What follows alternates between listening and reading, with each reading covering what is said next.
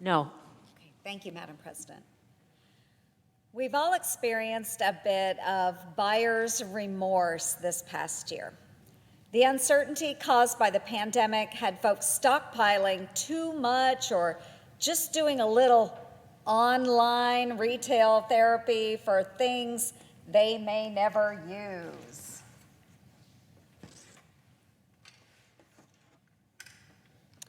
But when it comes to impulse buying, no one can compete with Democrats in Washington. If running up the taxpayers' tab was an Olympic sport, Democrats would easily take home the gold. Over the past 6 months, the Democrats have rung up trillions of dollars in new spending. And as we're just days away from hitting the nation's debt limit, these same Democrats are preparing to charge trillions more to the nation's credit card, paid for by taxpayers, of course, to purchase more of their pricey partisan pet projects and other items on their progressive wish list. Their reckless spending spree started in March with their strictly partisan $2.1 trillion of so-called COVID bill. The Democrats assured us the $1,400 stimulus checks and $300 a week enhanced unemployment benefits included in the bill would get America back on its feet. Well, folks, it's July 28th. We have 10 million unfilled jobs.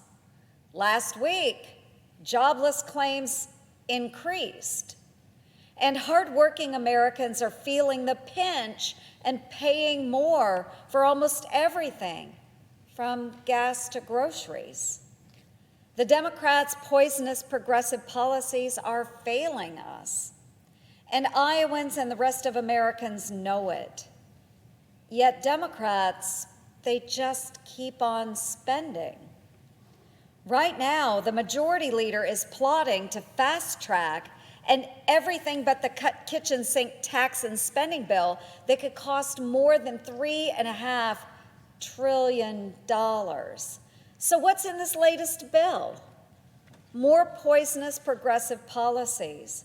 One of the most harmful provisions to families everywhere, and especially farm families in Iowa, is what I like to call the farm-to-table tax hike.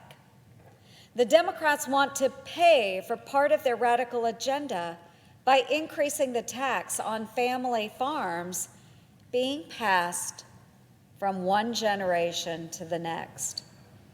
But that tax won't only hit farmers and ranchers. It'll increase the cost of producing and purchasing food for all of our families. Americans recognize President Biden's budget-busting bills are a key factor in the skyrocketing costs.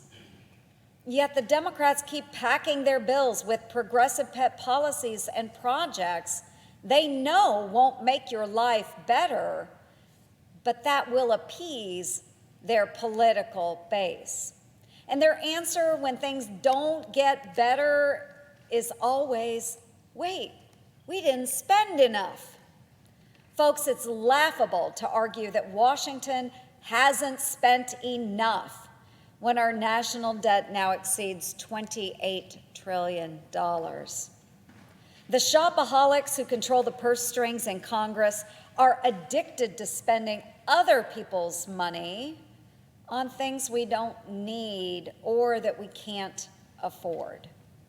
Let's review the receipt for Bidenomics.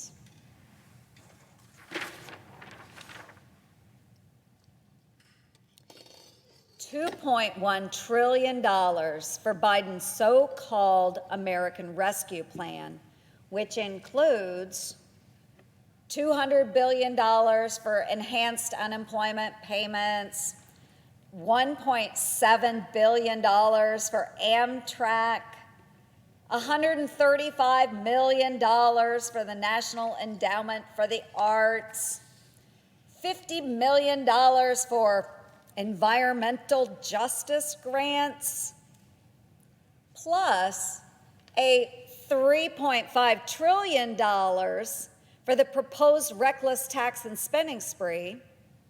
We still don't even know what goodies are included in this grab bag, but it is likely to include parts of the socialist Green New Deal and doubling the size of the IRS by hiring an army of new auditors.